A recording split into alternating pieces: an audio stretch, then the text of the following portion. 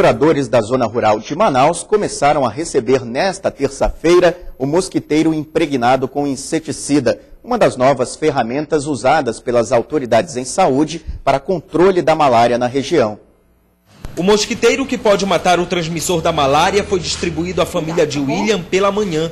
O caseiro já foi vítima da doença 8 vezes. Agora, casado e com um filho de apenas 3 meses, vai ficar mais atento. Os caras vêm de lá daquela casinha, né? Aí bota as coisas na janela aí. Aí eu tive até que comprar um mosquiteiro para ele, né? Porque se pegar desse tamanho aí... A casa na comunidade do Brasileirinho, na zona leste da capital, é alvo fácil para o mosquito que age principalmente no fim da tarde e ao amanhecer. Então nós vamos distribuir conforme o modelo, as pessoas que dormem em rede, as pessoas que dormem em cama de solteiro, as pessoas que dormem em cama de casal e de acordo com a necessidade de cada família. Nós esperamos que até junho essa distribuição seja concluída, que é exatamente antes do período de transmissão da doença, o período mais intenso que começa em julho. Agentes de endemias do município foram treinados para instalar o mosquiteiro e orientar os moradores de como usar a nova proteção contra a malária. No horário de 6 horas ele vai deitar na sua cama, então eles põe o mosquiteiro, estendam na cama e coloque por baixo do colchão para que o mosquito não possa entrar. Que esse mosquiteiro ele tem que ser lavado de 3 em 3 meses. E ao lavar tem que colocar num local onde ele não seja junto com as roupas das crianças, com a roupa dos próprios moradores,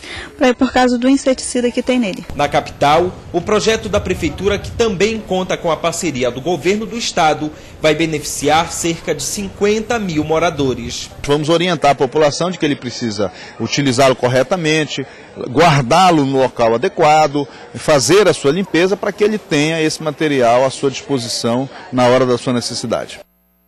Instituições do Amazonas que lutam contra a violência sexual infantil foram escolhidas para desenvolver projetos no estado com a parceria de um instituto internacional mantido pela Rainha da Suécia.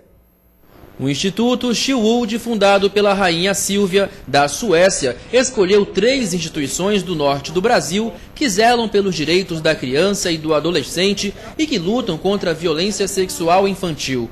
2 dessas organizações são de Manaus e uma do estado do Pará. Falar de sexo é um tabu, falar de violência sexual é um tabu, as pessoas não falam muito sobre esse assunto, isso acontece muito dentro de casa ou nas sombras da rua. Então, quanto mais a gente falar do assunto, quanto mais a gente colocar esse pauta, mais a gente consegue tirar a criança dessa situação.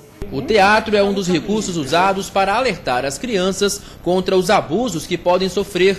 A gente pretende levar, através do teatro, né, a performance das meninas, mostrando situações de abuso, de algum tipo de violência sexual. Algumas famílias que vivem em risco social também devem ser atendidas. R$ 70 mil vão ser disponibilizados para cada instituição para que possam desenvolver projetos na região norte de combate à violência contra as crianças. A gente atendia essas demandas, né, que chegavam até nós na instituição, e nós vimos que era preciso estar ampliando essas atividades na área do combate à exploração e abuso sexual contra crianças e adolescentes.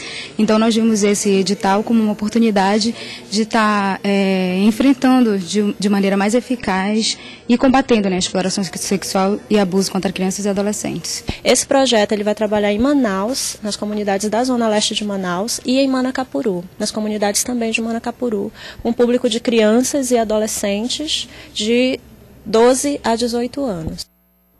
Agora você vai conhecer a história de um atleta amazonense que vai disputar o 17º Campeonato Nacional de Golfe no Rio de Janeiro. O talento e a dedicação desse esportista impressionam colegas e adversários.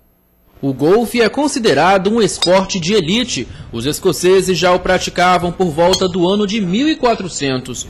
Denilson é um promissor golfista, mas ele vem de família humilde. Nasceu em Nova Olinda do Norte, a 126 quilômetros da capital Manaus. Nunca foi sócio de nenhum clube de golfe, nem tem tradição alguma com o esporte. Então, como ele conseguiu chegar até aqui? Ele nos conta que começou a trabalhar como caddy, aqueles ajudantes que levam os equipamentos dos atletas para cima e para baixo. Denilson aprendeu as técnicas apenas observando. Só observando, aí eu comecei a praticar, aí com pouco tempo eu já estava batendo as bolas.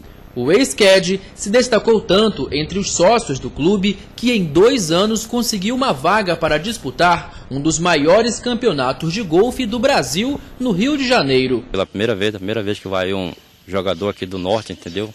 Representar o Amazonas lá. O Denilson agora se dedica mais aos treinos e às aulas. O trabalho que antes ele fazia agora é com o Diego, que é o CAD do Denilson. Para você, ele é um grande espelho, né? Verdade, né? Com o Denilson, né? Com um espelho não só para mim, né? Como para todos os CAD, né? Que estamos reunidos aqui, né? Torcendo por ele, né, que vai participar desse primeiro Campeonato Brasileiro de Golfe no Rio de Janeiro. E nós estamos unidos aí para a torcida para ele, né? Esperando que ele consiga esse título e traga para o nosso estado do Amazonas aqui. Diego agora é quem tem todo o trabalho de cuidar dos equipamentos. São 14 tacos, um para cada tipo de modalidade. E além de treinar, Denilson passou a ministrar aulas de golfe para iniciantes. João Neto sempre se sentiu atraído ao esporte. Eu tinha a vontade de poder jogar golfe, até que conheci o Denilson. Ele disse que trabalhava no campo de golfe e me convidou para vir. Então foi aquele negócio amor à primeira vista, né? O presidente do clube disse que a história de Denilson serve de exemplo para todos os CADs que um dia sonham em largar o carrinho e ser protagonistas do golfe no gramado. E hoje o handicap do Denilson é considerado um dos melhores do campo. Talvez até melhor que o melhor jogador de campo hoje.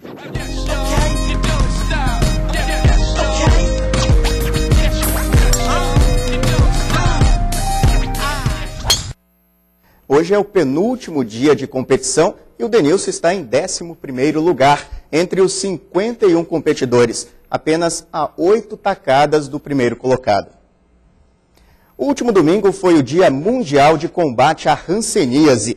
E você sabia que o bairro Colônia Antônio Aleixo, na Zona Leste, abrigou durante várias décadas portadores da doença? Conheça agora um pouco da história desse local, que hoje abriga muitos exemplos de superação.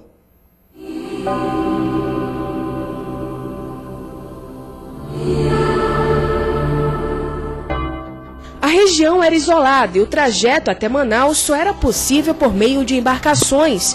Mas na época a maior dificuldade enfrentada pelos hansenianos era o preconceito. Aquele sofrimento daquelas pessoas lá na colônia assim, me fez assim, ter um crescimento muito grande em relação à parte social. Tanto que eu ainda fiquei 4 anos trabalhando na colônia Antônio Aleixo após a desativação.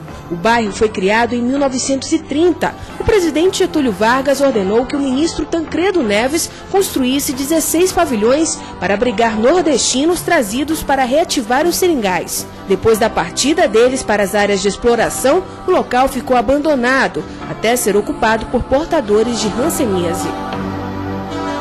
Em 1940, o médico mineiro Antônio Aleixo foi convidado para iniciar um trabalho pioneiro em um leprosário. O tratamento com hansenianos começou com 6 pacientes. O atendimento era inovador e permitia uma sobrevida maior aos portadores da doença. Seu Francisco, de 70 anos, um dos moradores mais antigos, conta como foi para descobrir a doença ainda na adolescência.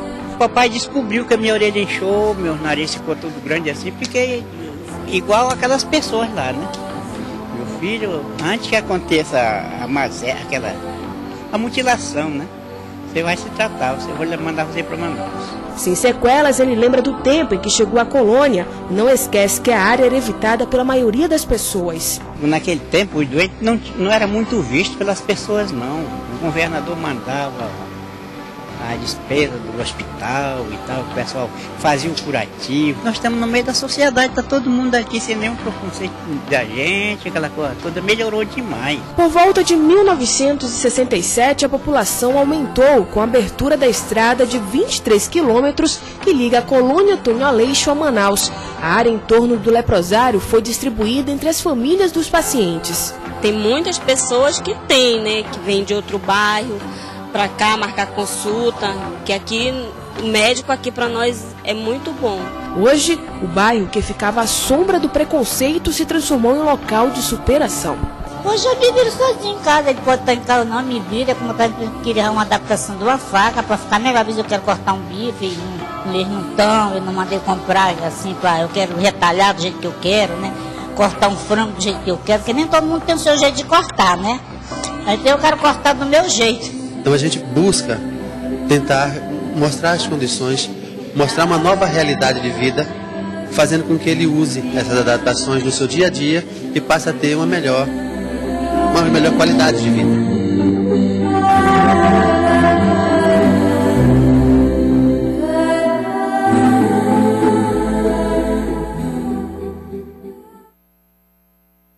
O Band Cidade fica por aqui, fique agora com o Jornal da Band. Obrigado pela audiência, uma boa tarde e a gente se encontra amanhã.